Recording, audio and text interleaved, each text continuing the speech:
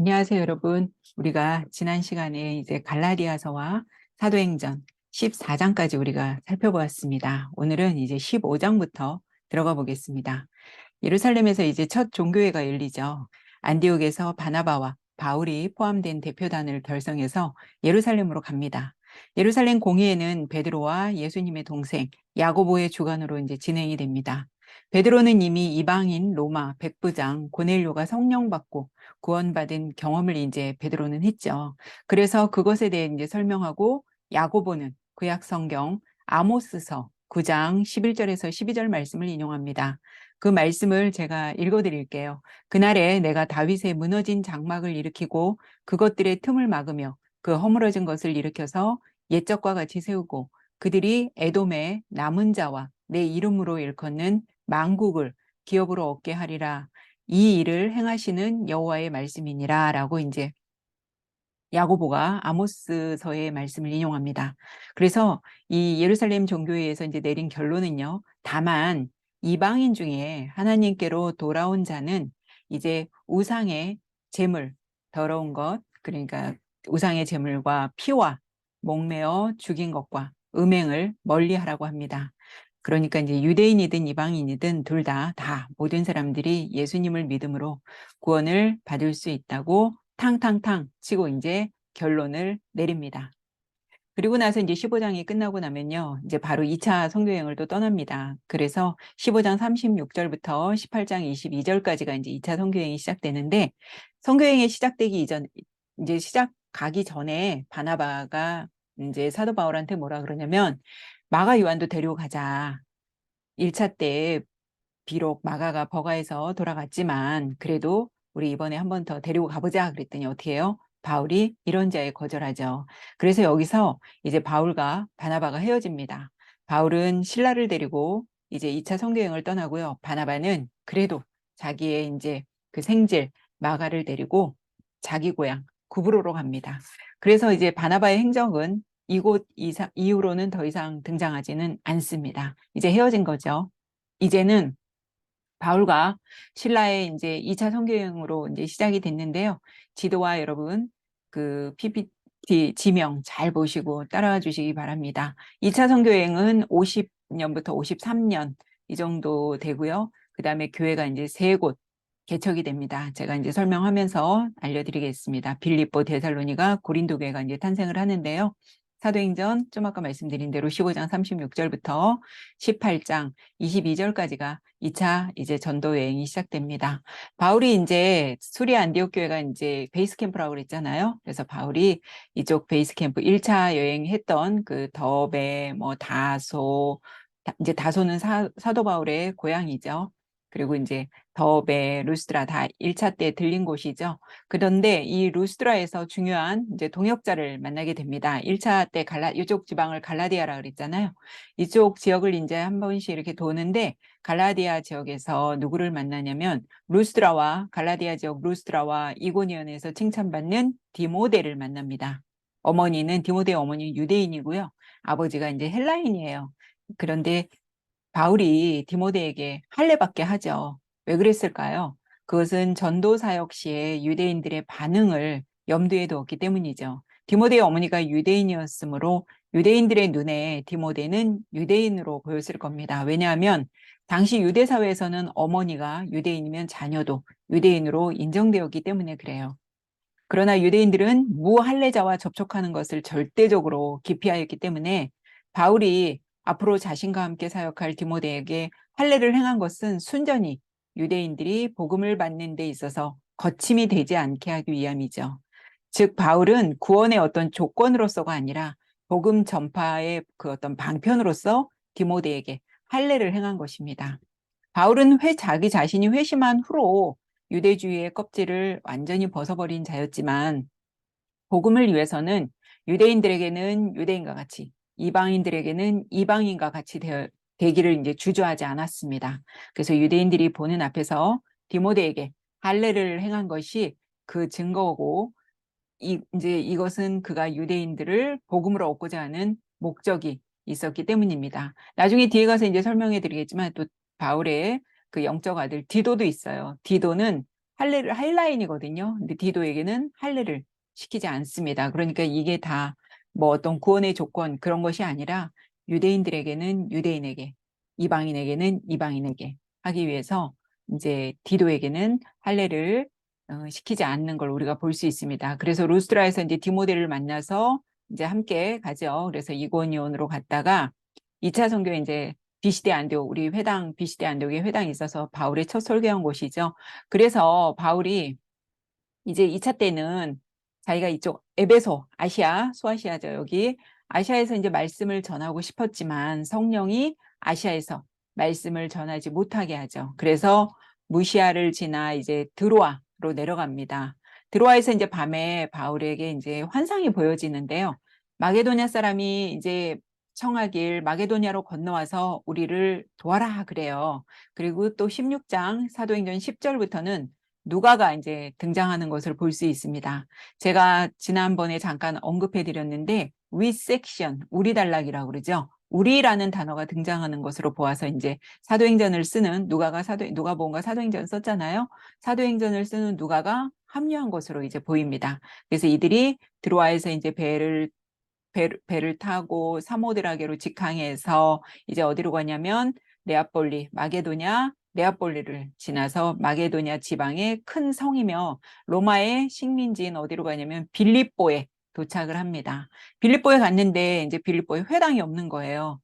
회당이 없다는 말은 유대인들이 그렇게 많지 않았다는 얘기겠죠. 남자 10명이 없었다는 얘기예요. 유대인 남자가. 회당이 없어서 강가에 나가서 사람들과 이제 말하다가 여기서 누구 만나요? 여러분 잘 아시는 두아디라시에 있는 자색 옷감 장사 루디아라는 여자를 만나죠. 루디아는 우리가 사도행전 10장에서 본 것처럼 고넬료처럼 하나님을 경외하는 God fearer 이방 여인이었습니다. 이곳에 이제 루디아를 이제 루디아에게 복음이 들어가고 루디아가 이제 하나님을 경외하는 사람이었는데 이곳에서 빌립보 교회가 개척이 이제 됩니다. 그래서 루디아 이제 빌립보에서 바울과 실라가 기도하는 곳에 가다가 누구를 만나요? 귀신 들린 여종을 만나죠. 그 여자가 바울과 그 바울의 일행들에게 매일 이러는 거예요. 이 사람들은 지극히 높은 하나님의 종으로서 구원의 길을 너희에게 전하는 자라 이러면서 여러 날 이 같은 말을 하니까 바울이 귀찮죠. 사실 계속 쫓아다니면서 이 얘기를 하는 겁니다. 그래서 바울이 어떻게 돼요? 그 여자에게 귀신을 쫓아내주죠. 귀신이 나왔으니까 더 이상 이 여자가 점을 칠 수 있어요? 없어요? 없죠. 그러니까 이제 주인에게 이 여자는 그냥 종이에요. 귀신 이제 점을 쳐주면 그 소득은 다 주인이 가져가는 건데 주인에게 당연히 소득을 내지 못하니까 주인이 엄청 화가 났겠죠. 그래서 주인이 바울과 실라를 어떻게 해요? 고발해서 그 상관들이 옷을 찢어 벗기고 때리고 감옥에 가두고 아주 착고에 든든히 채워서 이들을 옥에 가둡니다. 그런데 이들이 한밤중에 기도하고 하나님을 찬송하자 어떻게 돼요? 갑자기 큰 지진이 나서 모든 메인 것이 다 풀어지고 옥문이 열리죠. 옥문이 열린 것을 본 죄수들이 도망간 줄 알고 간수가 어떻게 해요? 죽으려고 하자 바울이 말리죠. 간수가 그들을 데리고 나가서 이제 묻잖아요. 어떻게 하면 우리가 구원을 받을 수 있나요? 그러니까 바울이 여기서 그 유명한 말씀하시죠. 주 예수를 믿으라. 그리하면 너와 내 집이 구원을 받으리라. 그렇게 얘기합니다. 그래서 이 일로 간수가 구원을 받고 바울과 실라를 자기 집으로 데려다가 음식을 대접하고 온 가족이 여기서 또 세례를 받습니다. 그러면서 바울이 나오면서 어때요? 자신이 로마 시민인 것을, 로마 사람인 것을 이제 밝히죠. 로마 사람이라는 것을 듣고 이들이 두려워합니다. 그래서 옥에서 나와서 이제 그 루디아 그 집에 들렸다가 나옵니다. 그래서 그 다음으로 간 곳이 어디예요? 이제 데살로니가 그 밑에 있죠? 그 옥에서 나온 바울 일행은 이제 데살로니아로 갑니다. 근데 이곳에는 빌립보에는 회당이 없었는데 이곳에는 유대인의 회당이 있었어요. 회당이 있는 그곳에서 이제 새 안식일이라고 하니까 한 3주 되겠죠?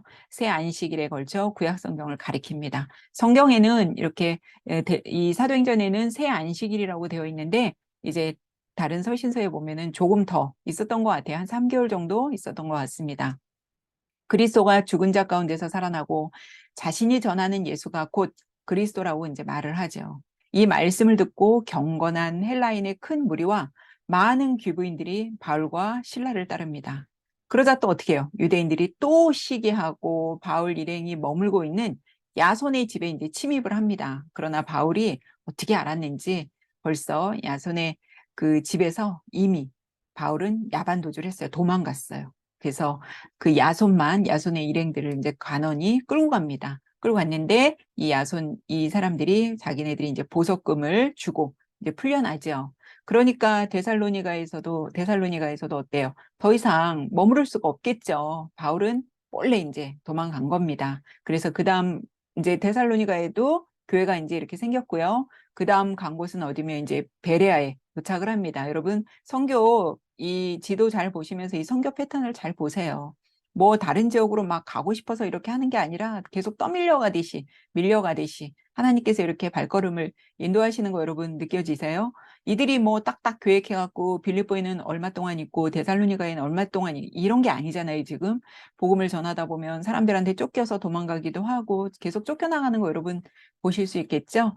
그래서 이제 베레아에 갔더니 베레아에 있는 사람들은 데살로니가 사람들보다 너그럽고 날마다 구약 성경을 상고했다 그래요. 여기서도 많은 사람들이 믿고 헬라의 귀부인과 남자들도 많이 믿었지만 유대인들은 또 여기서 소동을 일으켜서 베레아에도 있을 수가 없게 됩니다. 그래서 바울이 이제 어떻게 돼요? 베레아에서는 이제 교회는 세우지 않았고 바울은 잠깐 있었어요. 그리고 이제 아테네로 떠납니다. 그런데 신라와 이제 디모데는 바울이 함께 할 수 없어서 왜냐하면 지금 급하게 데살로니가도 그렇고 급하게 지금 나왔잖아요. 그러니까 이쪽 마게도냐에 남겨놓습니다. 아테네는 여러분 잘 아시는 대로 철학과 예술의 도시죠. 바울이 아덴에 우상이 가득한 것을 보고 막 격분을 합니다. 또한 어떤 에피쿠로스와 스토아 철학자들이 바울과 막 쟁론을 합니다. 에피쿠로스는 쾌락주의고요. 참고적으로 스토아는 금욕주의입니다. 바울은 예수님과 뭘 전하겠어요? 부활을 전하겠죠. 그리스 사람들이 무수히 많은 이제 신을 섬기는데 그러다 보니까 자기들이 실수로 섬기지 못하는 신이 있어서 혹여나 그 신들이 분노할까봐 세상에 알지 못하는 신에게라는 제단도 세워서 섬기고 있는 걸 볼 수 있습니다. 바울은 이들에게 더 하나님을 알게 하고 싶었어요. 그래서 바울은 아레오바고라는 곳에서 이방인을 대상으로 설교를 시작합니다. 바울이 죽은 자의 부활을 전하자 사람들이 여기서 이제 막 또 조롱을 하는 겁니다. 그러니까 이제 바울이 아덴에서도 오래 머물지 못하고 큰 성과 없이 바울이 이제 그 밑으로 고린도로 이제 떠나게 됩니다. 글라우디오 황제 여러분 로마 제 4대 황제 글라우디오 황제가요 41년부터 54년간 통치를 하는데 이 사람이 로마에서 유대인들을 떠나라고 칙령을 내립니다. 그래서 이때 떠나온 사람 중에 여러분 잘 아시는 부부 브리스길라와 아굴라가 있죠. 그 부부를 만납니다. 이 부부는 바울과 천막을 만드는 그런 일을 하는 사람들이었어요. 그래서 이 사람들이 이제 고린도에 와서 천막을 만드는 일을 하고 있는데 바울이 지금 아덴에서 힘없이 뚜벅뚜벅 바울의 모습을 한번 그려보세요. 뚜벅뚜벅 고린도로 내려와 있는데 배도 고프고 돈도 떨어지고 지금 일행들과도 다 헤어지고 바울 지금 혼자 지금 고린도에 왔거든요. 그러니 바울이 할 수 있는 일이 뭐예요, 여러분? 랍비들은 이런 말씀을 가르치는 일이라든지 이런 일 외에도 한 가지 어디를 가서든 먹고 살 수 있는 너의 손으로 먹고 살 수 있는 기술을 하나씩 익힌다고 해요. 근데 바울은 어떤 기술을 갖고 있냐면 천막 텐트 메이킹, 천막 만드는 일을 할 수 있었죠, 바울이. 근데 다니다 보니까 브리스길라와 아굴라가 자기와 같은 그런 똑같은 일을 만드는 일을 하니까 당연히 이 부부에게 갔겠죠. 근데 얼마나 이 브리스길라 아굴라 사업이 막 바빴는지 바울이 내가 여기서 일 좀 해도 되겠냐 그랬더니 흔쾌히 일하라고 합니다. 그래서 같이 일을 하라 하다가 자연스럽게 바울이 이 부부에게도 복음을 전하게 되는 거죠. 그래서 낮에는 천막을 만들고 밤에는 말씀을 가르치며 안식일마다 바울이 회당에서 강론하고 유대인과 헬라인에게 이제 권면을 합니다. 이들 부부로 인해서 또 여기에 고린도 교회가 세워지게 됩니다. 마게도냐에 두고 온 신라와 디모데가 이제 고린도에 내려와서 데살로니가의 그 교회의 소식을 전해주는데 바울이 데살로니가에서 뭐 오래 있지 못했잖아요. 성경에는 지금 3주 있었다고 했단 말이에요. 그래서 야반도주 했잖아요. 그러니까 얼마나 바울이 사실 데살로니가 교인들이 걱정이 됐겠어요. 그러고 있는 차에 디모데가 지금 와서 그곳의 상황을 전해주는 겁니다. 그래서 이 고린도에서 바울이 데살로니가 소식을 듣고 데살로니가 전서와 후서를 이곳 고린도에서 이제 쓰는 건데, 우리가 이제 이 2차 선교 여행을 다 일단 뭐 얼마 안 남았으니까 요걸 일단 요 자리에서 지금 고린도에서 데살로니가 쓰고 있는 거예요. 근데 2차 선교 여행을 끝내놓고 제가 데살로니가 전서 후서 여러분 설명해 드릴게요. 바울은 이들과 함께 이제 고린도에서 본격적인 사업에 들어가죠. 회당 옆에 디도, 유수도라고 하는 하나님을 또 경외하는 가피어러가 있었는데, 그 사람의 집에서 이제 모였습니다. 회당장 그리스보 또한 온 집안이 주를 믿으며 세례를 이제 받는 일이 있습니다. 바울은 고린도, 이제 이쪽 고린도에서, 고린도 교회에서 1년 6개월 동안 사역을 합니다. 그런데 밤에 주께서 환상 가운데 바울에게 말씀하시죠. 두려워하지 말고 침묵하지 말고 말해라. 내가 너와 함께 있으니까 어떤 사람도 너를 대적하여 해롭게 할 자가 없을 것이니 이는 성중에 내 백성이 많음이라 하시죠. 얼마나 좋을까요? 이렇게 주님이 두려워하지 말고 담대하게 말하라. 얼마나 정말 이런 얘기, 이런 환상 이렇게 보여주시면 얼마나 힘이 나겠어요. 그래서 바울이 정말 담대하게 전하죠. 근데 여기서 이제 또 소동이 벌어져요. 근데 여기 아가야 총독 갈리오에게 유대인들이 이제 바울을 고소합니다. 고소 내용은 이거죠. 이 사람이 율법을 어기고 하나님을 경외하라고 사람들이 이제 권했다는 거예요. 그러나 이 갈리오 총독은요, 바울을 고소한 사람들을 법정에서 쫓아냅니다. 그래서 바울이 또 이곳을 떠나서 이제 어떻게 더 이상 오래 머물 수 없겠죠. 그래서 1년 6개월 동안 고린도에 머물다가 이곳에서 어떻게 돼요? 다시 그 다음으로 이제 갱그레아에 가서, 아까 에베소에서 이제 말씀 전하고 싶었잖아요. 그런데 에베소에서 말씀 전하지 못하고 이제 바로 뭐 드로아에서 네아폴리 이렇게 떠났는데, 가는 길에 수리아 안디옥 교회로 가는 길에 에베소에 잠깐 들립니다. 근데 이때 갈 때 고린도 교회를 개척하게 도와줬던 브리스길라와 아굴라가 함께 여기 이제 고린도의 사업을 다 정리하고 바울을 따라서 에베소로 갑니다. 그래서 갱그레에서 좀 아까 제가 말씀드린 대로 갱그레에서 이제 서원을 한 곳이 있어서 머리를 깎고 에베소로 향하죠. 그래서 에베소에서 이제 회당에서 유대인들에게 이제 복음을 전하자 사람들이 너무 좋아하는 거예요. 그러니까 선생님 좀 더 계셔서 말씀을 전해주세요. 막 그래요. 그러자 이제 바울은 그 사람들과 작별하면서 그러죠. 만일 하나님의 이게 뜻이면 자기가, 나는 지금은 이제 일단 수리아 안디옥교로 가야 되는데 하나님의 뜻이 있으면 내가 반드시 이곳에 다시 돌아오겠다고 하면서 이제 에베소에서 브리스길라와 아굴라는 거기 남겨두고 바울 일행은 이제 로도를 거쳐서 이번에는 가이사랴를 거쳐서 예루살렘에 들렸다가 바로 이제 뭐 로도에서 수리아 안디옥교로 가는 게 아니라 가이사랴 예루살렘을 들렸다가, 그리고 이제는 수리아 안디옥 교회로 가서 2차 선교 보고를 합니다. 이것이 지금 제가 빠르게 여러분들한테 설명해 드린 사도행전 18장 22절까지, 15장 36절부터 18장 22절까지 바울의 2차 선교 여행을 제가 이렇게 빠르게 여러분들에게 설명을 해드렸는데요. 아까 고린도에서 디모데가 데살로니가에 그 소식을 전해줬다고 했죠. 그러니까 우리는 지금 이 고린도 교회에 앉아 있는 겁니다. 이 지명 여러분 눈에 잘 새겨두시고, 우리는 지금 고린도에서 데살로니가를 향해 편지를 이제 바울이 쓰게 됩니다. 바울이 이제 데살로니가 전서를 이제 먼저 쓰죠. 그리고 후서는 그 뒤에 이제 쓰게 됩니다. 바울이 2차 선교 여행 중에 좀 아까 말씀드린 대로 고린도에서 1년 6개월 동안 사역하면서 데살로니가 교회에 쓴 것이 데살로니가 전서 후서입니다. 이때 이제 시기는 대략 51년에서 53년쯤으로 보고요. 우리가 이제 좀 전에 살펴보았지만 사도행전 17장 1절에서 9절에 데살로니가 교회의 상황이 잘 나와 있습니다. 여러분들이 꼭 읽어보시기 바랍니다. 그래서 바울은 데살로니가 회당에서 3주 동안 말씀을 전했습니다. 데살로니가 전서 후서 역시 사도 바울이 저자고요. 데살로니가 지역에서 말씀을 전할 당시 방해꾼들로 인해서 밤에 급하게 이제 도망치듯 야반 도주하듯이 빠져나왔잖아요. 믿음을 받아들인 지 얼마 되지 않은 성도들을 생각하니까 바울이 몹시 마음이 불편하고 안타까웠죠. 그래서 디모데와 실라를 마게도냐에 이제 두고 나왔는데, 바울이 떠난 후에 디모데와 실라가 사역을 이제 이어가면서 있었던 일들을 고린도에서 사역하고 있는 바울에게 전해준 겁니다. 데살로니가 교회가 바울이 전한 말씀을 잘 준행하고 어려운 핍박 중에서도 성장해 다른 지역에까지 본이 그 주변에 뭐 아가야라든지 이런 지역에도 베레아라든지 이런 곳에도 다 아주 좋은 본이 되고 있다고 전해집니다. 그런데 이들에게 닥친 문제들이 있어서 거기에 대해 바울이 편지를 쓴 것인데, 첫째는 그동안 자신들이 믿고 섬기던 신을 버리고 그리스도를 믿음으로써 주변 사람들에게 당하는 핍박과 여러 가지 부정적 일들로 인해서 심리적으로, 정신적으로 이들이 불안한 상태에 있는 이들에게 바울이 위로와 격려를 이제 해줘야겠죠. 두 번째는 이제 어떤 이들은 우상숭배와 음란에 오랜 시간 젖어 살아서 바울의 복음을 듣고 회심을 했음에도 불구하고 어떠냐면 부도덕한 생활에서 완전히 빠져나오지 못하는 것에 대해서 바울이 이제 바른 가르침을 줍니다. 또한 세 번째는요, 종말론과 예수님의 재림에 관한 문제에 대한 가르침인데요.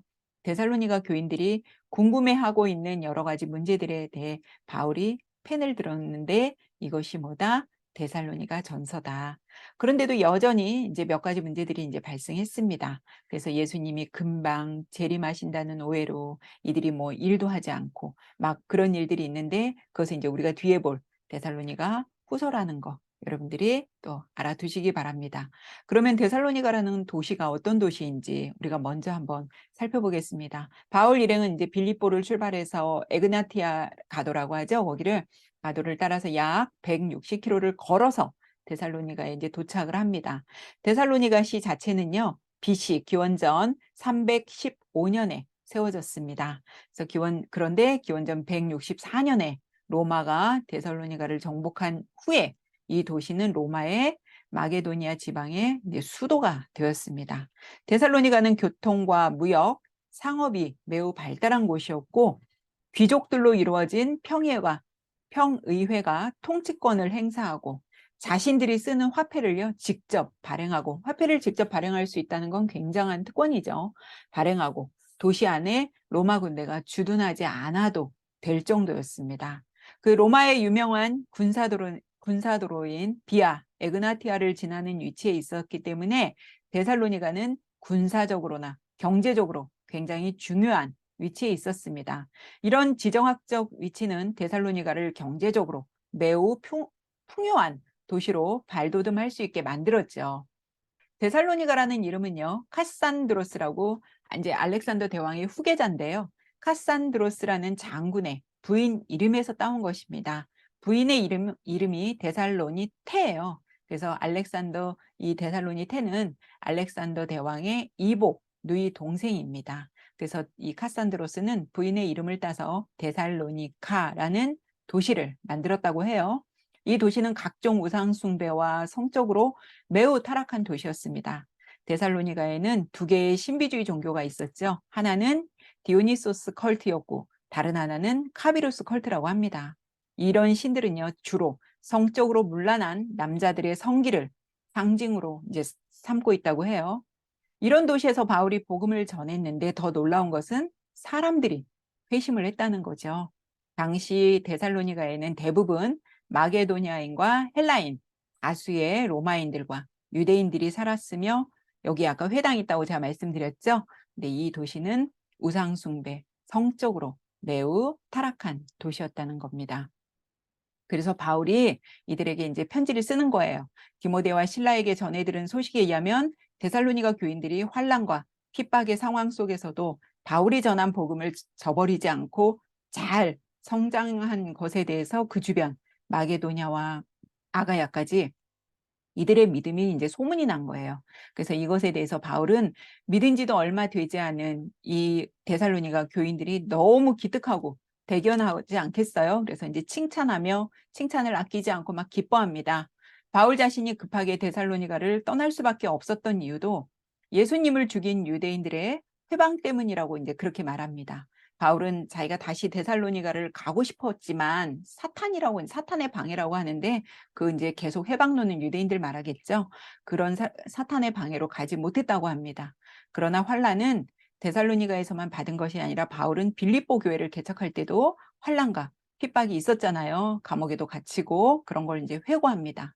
그래서 바울은 데살로니가 교인들을 자식처럼 생각했다며 지금 글을 쓰고 있습니다. 바울이 열심히 글 쓰는 모습 보이죠? 바울이 갈 수 있는 상황이 못 돼서 데살로니가 교인들의 믿음이 흔들리지 않게 하기 위해서 디모데와 실라를 거기 이제 남겨둔 것인데, 지금 디모데가 바울에게 와서 데살로니가의 기쁜 소식을 전해주고 있습니다. 데살로니가의 성도들이 잘 지내고 있고 바울을 몹시 그리워한다는 이제 소식을 전해 들은 바울은 오히려 자신이 많은 위로를 받았다고 감사를 표합니다. 데살로니가 전서 5장밖에 안 되는데요. 이 짧은 서신에 감사가 얼마나 많이 나오는지 몰라요. 감사라고 하는 표현도 있지만 그 서신 안에 감사라는 말이 없어도 그 감사에 대한 감사라고 하는 그런 것들이 묻어나오는 그런 문장들이 굉장히 많습니다. 주께서 우리가 너희를 사랑한 것 같이 너희도 서로서로 사랑하라고 합니다. 바울은 데살로니가 교인들이 너무 보고 싶어서 지금이라도 달려가고 싶다고 그렇게 편지를 쓰고 있습니다. 데살로니가 전서는 제가 좀 전에 말씀드린 것처럼 5장으로 된 짧은 서신이지만 감사라는 표현도 많지만요. 이 편지 안에는 믿음이라는 단어가 8번이나 등장합니다. 이런 문구를 통해 믿음이라는 것이 그리스도인들을 결정하는 중요한 요소임을 우리가 또 한 번 알 수 있겠죠. 그래서 바울은 이 서신서에서 데살로니가 성도들과 믿지 않는 자들을 대조함으로써 성도들에게 하나님 백성됨의 이제 정체성을 분명히 보여주고 있습니다. 그래서 믿음으로 구원받은 성도들만이 종말에 있는 하나님의 심판에서 유일하게 구원받을 하나님 백성의 공동체라는 의식을 강화합니다. 바울이 이제 자신의 그 사도권에 대해서 이제 변호를 하는데요. 바울은 어찌되었건 이제 데살로니가를 급하게 도망치듯 야반도주한 그런 상황이었기 때문에 혹시라도 자신에 대해 오해하거나 자신의 그 사도권을 인정하지 않을까봐 자신이 그렇게밖에 빠져나올 수 없는 그런 상황에 대해서도 설명합니다. 그러면서 첫째, 하나님께서 자신을 옳다고 여겨서 자신은 복음을 위탁받아 기쁘게 전했다고 하죠. 자신이 복음을 전하는 이유는 사람을 기쁘게 하려고 하는 게 아니라 오직 하나님을 기쁘시게 하기 위함이라고 합니다. 두 번째는 자신이 데살로니가에서 복음을 전한 것은 어떤 속임수나 부정함도 아니고 아첨의 말은 더더욱 아니고 사람을 기쁘게 하거나 영광을 구하려고 한 것도 아니라고 이제 설명합니다. 세 번째는 자신이 복음을 전할 때는 어떤 거짓도 없이 솔직하게 용기 있게 담대하게 전했다고 말합니다. 또한 네 번째는 교인들에게 부담을 주거나 폐를 끼치고 싶지 않아서 바울은 자신이 밤낮으로 일하며 복음을 전했다고 합니다. 자비랑 선교했잖아요, 바울이. 낮에는 그 인슐라에서 일하며 전도했고 밤에는 그렇게 사람들을 모아서 하나님의 말씀을 이제 전했습니다. 그러니 바울이 잠을 잘 시간이 없었겠죠. 자기는 늘 잠이 부족했다고 또 고백도 합니다. 이제 데살로니가 전서는요, 믿음, 사랑, 소망의 서신입니다. 데살로니가서의 주요 핵심은 믿음과 사랑과 소망의 편지이죠. 하나님은 믿음과 사랑과 소망의 하나님이심을 우리가 이제 알 수 있는데요. 여기서 이제 환난과 핍박 가운데서도 주 예수 그리스도에 대한 믿음이 약해지거나 믿음의 길에서 벗어난 것이 아니라 더 단단해진 것을 우리가 이제 데살로니가전서 3장 7절에서 8절 보면, 이러므로 형제들아 우리가 모든 궁핍과 환난 가운데서 너희 믿음으로 말미암아 너희에게 위로를 받았노라. 그러므로 너희가 주 안에 굳게 선즉 우리가 이제는 살리라. 이렇게 말씀을 전하고 있습니다. 데살로니가 교회는요, 사랑을 실천한 교회라고 이제 말하는데, 데살로니가 교회는 우상 숭배가 만연한 곳에서 우상 숭배로부터 돌아서서 하나님을 섬김으로써 하나님에 대한 사랑을 실천했다고 볼 수 있죠. 굉장히 음란한 도시라고 말씀드렸잖아요. 음행으로부터 돌아서서 형제와 자매에 대한 사랑을 실천하는 것과 이웃 사랑을 실천하는 모습을 볼 수 있습니다. 데살로니가 4장 3절에서 6절 여러분 잘 눈여겨 보시기 바랍니다. 또한 데살로니가는요, 구원의 완성을 경험할 것이라는 소망을 줍니다. 데살로니가 교회는 종말에 예수 그리스도의 재림 때에 부활하여 구원의 완성을 경험할 것을 소망한 걸 알 수 있어요. 4장 13절에 보면 형제들아 자는 자들에 관하여는 너희가 알지 못함을 우리가 원하지 아니하노니 이는 소망 없는 다른 이와 같이 슬퍼하지 않게 하려 함이라. 이것에 대해서 이제 뒤에서 제가 조금 이따 설명을 해드릴 겁니다. 우리가 이제 아직 로마서는 보지 않았는데 먼저 이제 말씀을 드리면 로마서나 갈라디아서가 어떤 구원론, 이신칭에 대한 것에 대해서 말을 계시한다면 에베소서는 교회론에 대해서 자세히 나와 있죠. 에베소서 알죠, 여러분? 그 다음에 골로새서는 기독론에 대해서 나와 있습니다. 그리스도론이라고도 하죠. 그리스도 예수에 대해서 골로새서에서 자세하게 서술하고 있고요. 데살로니가 전서와 후서는 이제 종말론에 대해서 특징적으로 계시하고 있습니다. 그래서 데살로니가 전서는 기독교의 핵심 진리인 종말론을 아주 심도 있게 다루고 있는 책이라고 볼 수 있습니다. 데살로니가 이제 신자들이 직면한 두 가지 문제, 즉 종말론에 관한 가르침의 핵심이라고 이제 볼 수 있는데 이들이 이제 궁금해하는 게 있었어요. 첫째는 예수 그리스도의 재림 이전에 죽은 자들은 어떻게 되나 도대체. 그리고 두 번째는 아니 예수님이 오신다고 하는데 도대체 언제 오시냐는 거죠, 그게. 그래서 그것에 대해서 이제 사도 바울이 답을 해줍니다. 하나님의 뜻은 너희가 거룩한 존재가 되는 것이다. 음란을 버리고 아내에게 거룩함과 존귀함으로 대하라고 합니다. 하나님을 모르는 사람들이 하는 음란의 행위를 하지 말라고 이제 권면합니다. 이게 다 종말론하고 관련이 있어요. 형제에 대해서는 스스로 생계를 해결하고 남에게 손을 벌려 피해를 주지 말고 많이 가진 자는 소외된 이웃과 함께 나누라고 이제 그래요. 바울이 데살로니가 교회에 좀 더 오랫동안 있었으면 이들의 신앙 교육을 체계적으로 가르치고 그들이 궁금해하는 것에 대해서 자세하게 설명을 이제 해줄 수 있었을 텐데 그렇지 못했잖아요. 그럴 시간이 없이 이제 빠져나왔기 때문에 데살로니가 교인들이 이제 궁금한 게 몇 가지 있었던 거예요. 그 중에서도 이제 종말론에 관한 것으로 교회가 혼란에 빠지고 있었습니다. 그래서 첫째는 이제 좀 아까 제가 설명해 드린 대로 데살로니가 교인들은 예수님이 재림하실 때 이미 죽은 사람들은 나중에 어떻게 되는지 이제 궁금해 했습니다. 이것이 이제 우리 아까 본 바울이 쓰는 표현 중에 4장 13절에 보면 너희가 알지 못함을 우리가 원하지 아니하노니 라는 표현은 어때요? 이렇게 말을 좀 어렵게 한 것 같은데 반드시 너네가 알아야 된다 그런 뜻이죠. 강조하는 거죠. 그리고 죽은 자라는 표현은요. 표현을 잠자는 자라고 이제 묘사했죠. 당시에는 이제 데살로니가 뿐만 아니라 바울조차도 자기들이 살아있을 때, 자신들이 살아있을 때 예수님이 재림하실 것이라고 임박한 재림에 이제 그렇게 믿고 있었거든요. 그런데 아무리 기다려도 예수님이 오시지 않고 주변 사람들은 하나 둘씩 이제 죽어가는 거예요. 그러니까 데살로니가 교인들 생각에 아니 예수 그리스도의 재림 때까지 어떻게든 살아있다가 그리스도를 직접 우리가 영접해야 우리에게 가장 큰 상급이 있지 않을까? 그런데 이미 죽어버린 사람들은 물론 부활은 하겠지만 상급이 적을 것이라고 이제 생각을 한 거예요. 이미 죽은 예수님 재림하시기 전에 이미 죽은 사람들에게는 상급이 적을 거라고 생각한 거죠. 그래서 바울이 이것에 대해서 뭐라고 하냐면 예수님 재림 전에 먼저 죽은 사람이나 나중에 예수님이 재림할 때까지 살아있다가 주님을 만나는 사람이나 어떻게 된다? 동일한 영광에 참여하게 된다고 바울이 그렇게 말을 해줍니다. 그리고 두 번째는 데살로니가 교인들은 이제 예수님이 정확히 언제 오는지 또 궁금했어요. 근데 바울은 그 때와 시기는 아무도 모른다고 제가 말씀드렸죠?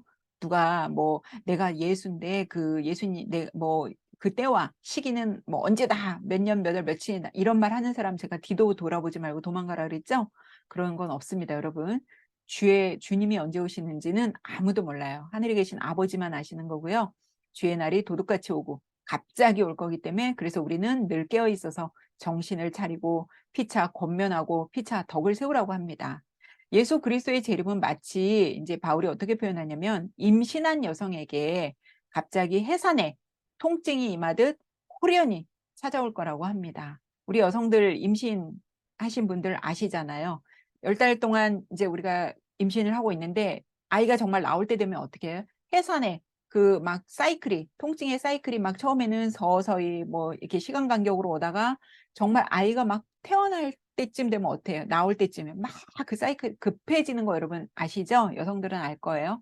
해산의 고통, 통증으로 이제 표현을 하는데 해산의 통증이란 표현은 갑작스러울 뿐만 아니라 통증의 사이클이 막 갈수록 격렬해지고 이제 짧아지면 짧아질수록 어떻게 돼요? 막 격렬해지죠. 그래서 임박함을 이제 나타내는 거겠죠. 예수 그리스도의 재림이 임하는 주님의 날에 그럼 불신자들은 어떻게 되겠어요? 심판을 받고 멸망할 것이겠죠.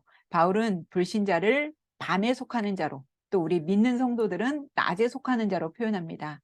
빛의 자녀이자 낮의 백성이기 때문에 또 우리 구원받을 것이니 전혀 염려하지 말라고 합니다. 또한 믿음과 사랑으로 가슴을 보호하고 소망으로 자기 신분을 식별하며 스스로를 보호해야 된다고 바울은 권면하고 있습니다. 바울은 데살로니가 전서 전체에 걸쳐서 제가 아까 이제 믿음, 사랑, 소망의 하나님 잠깐 언급했죠. 삼위일체 하나님께서 믿음, 소망, 사랑, 소망의 하나님이심을 강력하게 천명합니다. 데살로니가 교회는 믿음, 사랑, 소망의 교회였으며 그 사실을 명확하게 이제 밝히고 있습니다. 또한 바울은 스스로 믿음, 사랑, 소망의 사도임을 말하고 자신이 복음을 전하는 이유는 사람을 기쁘게 하려는 게 아니라 오직 하나님을 기쁘게 하기 위함이라고 얘기하고 있습니다. 이제 기도의 힘이에요. 뭐 이 구절 여러분 데살로니가 전서 5장 16절에서 18절 너무 잘 아시죠? 바울은 데살로니가 전서에서 하나님의 뜻을 깨닫고 분별하는 것의 중요성을 매우 강조합니다. 하나님의 뜻이 우리를 구원하셔서 그분을 닮게 만드는 데 있음을 또한 강력하게 천명하죠.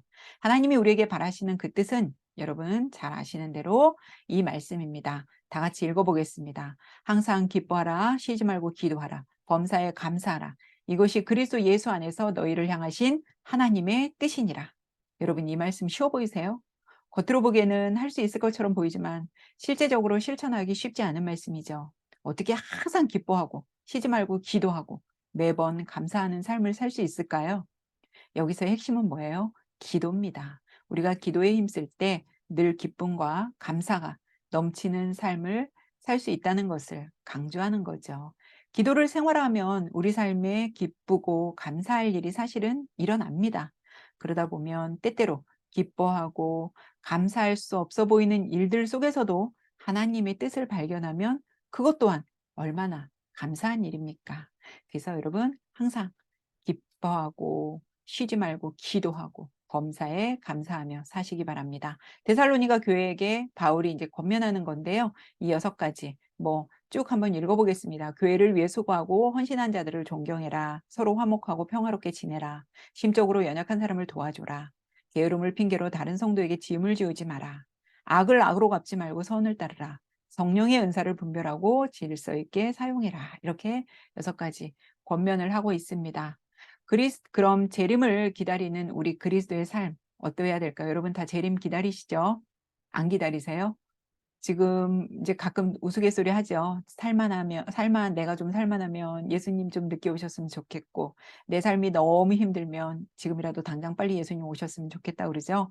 그러나 우리는 재림을 소망하고 기다려야 됩니다. 수고하고 다스리며 권하는 자들을 사랑 안에서 가장 귀히 여기고, 서로 화목하고, 게으른 자들은 권계하고, 신앙 안에서 믿음이 약한 자들은 더욱더 격려하고, 힘이 없는 자들을 붙들어주고, 모든 사람에게 오래 참으며, 악을 악으로 갚지 말고 우리 앞에서 봤죠. 항상 기뻐하고 범사에 감사하고 성령을 소멸하지 말고 예언을 멸시하지 말고 범사에 헤아려 좋은 것을 취하고 악은 어떤 모양이라도 버려야 됩니다. 꼭 여러분 악은 정말 작은 정말 겨자씨만한 악이라도 어떤 것도 버려야 됩니다.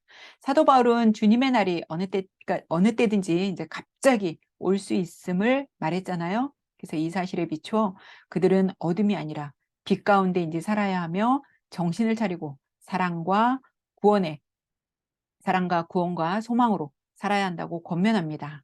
예수 그리스도의 재림이 가까워져 올수록 성도들은 세상 한가운데서 하나님의 통치를 선포하고 실현할 책임을 또한 부여합니다.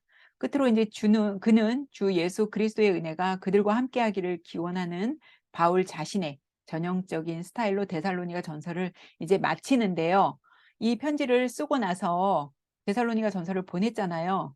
근데 바울이 이제 자신이 데살로니가 전서에서 종말론에 대해서 이렇게 자세하게 설명을 했음에도 불구하고 데살로니가 성도들이 또 오해한 부분이 있어서 이것에 대해서 이제 고린도 지금 우리 교회에 앉아 있는 거예요. 고린도 교회에서 또 한 통의 편지를 더 씁니다. 그것이 데살로니가 후서예요. 그러다 보니까 이제 전서에는 아까 막 기쁘고 너희들이 복음 버리지 않고 잘한 것에 대해서 기쁘고 그래서 막 기쁨, 믿음, 뭐 막 위로 이런 문체를 많이 썼는데 후서는요. 문체가 다소 격렬함이 느껴집니다. 전서에서 따뜻함이 묻어 있다면 후서는 그렇지 않습니다. 왜냐하면 바울은 자신이 데살로니가 전서에서 종말론에 대해 이제 설명했음에도 데살로니가에서 일부 성도들이 예수님의 재림에 대한 편지의 내용을 자의적으로 해석하고 오해한 부분이 있었습니다.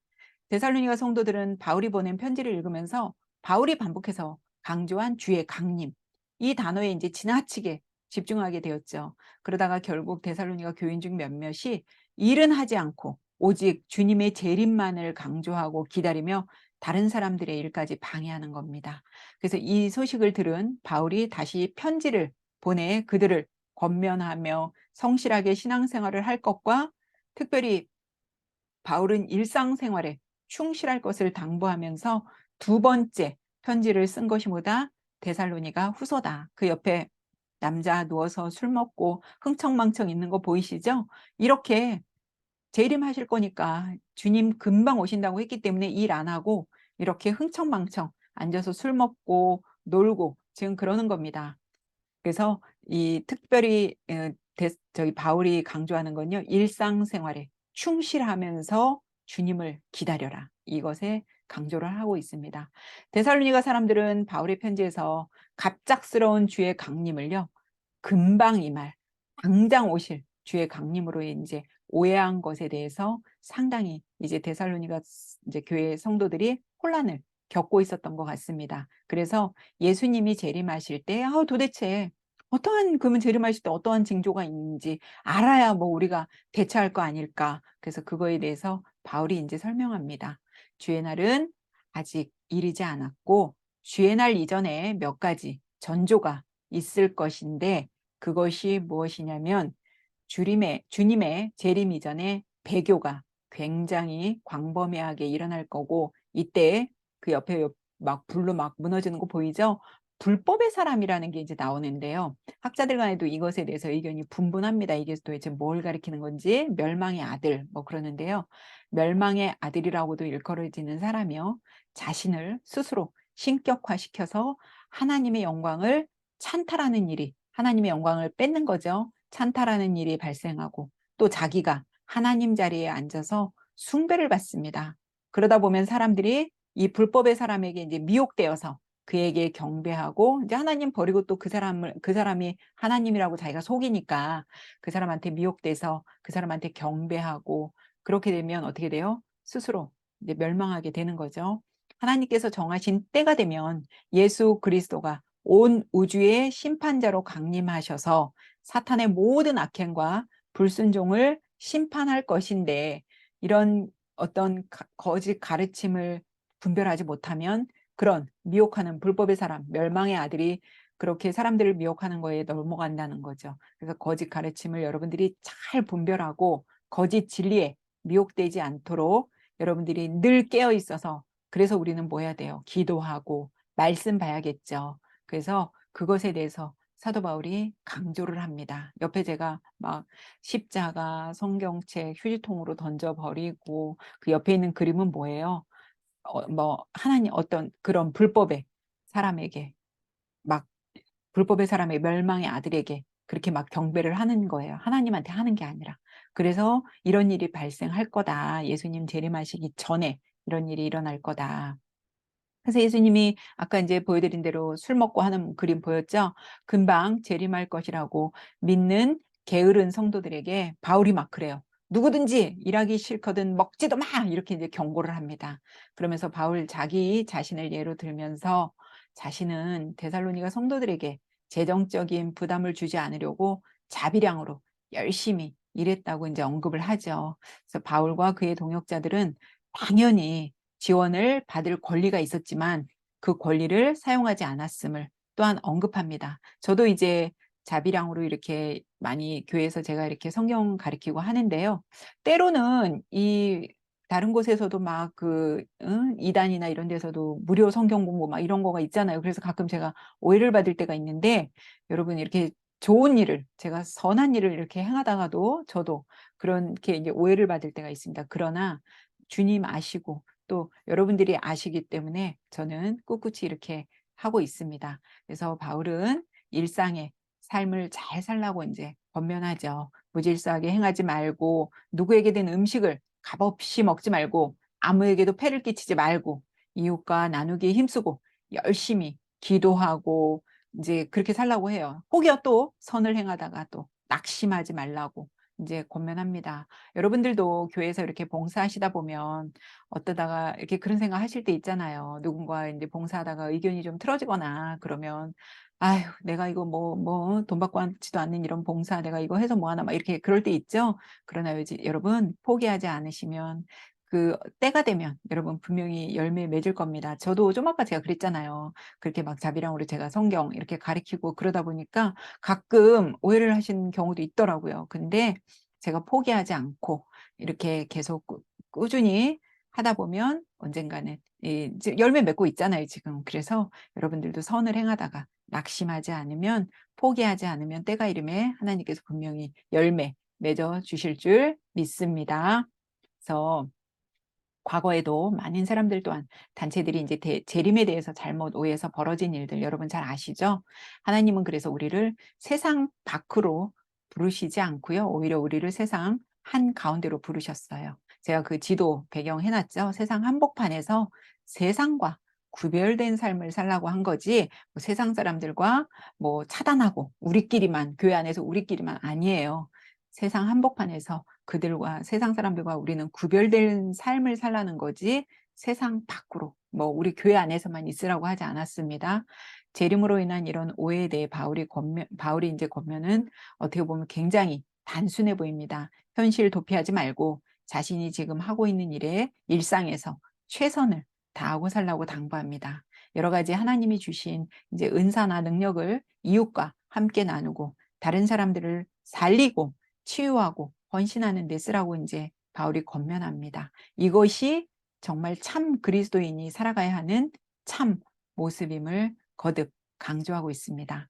사도행전 18장 22절까지가 바울이 2차 선교 여행이었고 그 안에서 데살로니가 전서, 후서가 발생해서 우리는 두 서신 모두 살펴보았습니다. 우리가 이제 다음 시간에는 사도행전 3차 이제 바울의 3차 선교여행 18장 23절부터 또 그 안에 발생한 서신 함께 보겠습니다. 여러분 날씨 많이 무더워졌죠? 날씨 건강 조심하시고 우리는 다음 시간에 뵙겠습니다. 수고 많이 하셨습니다.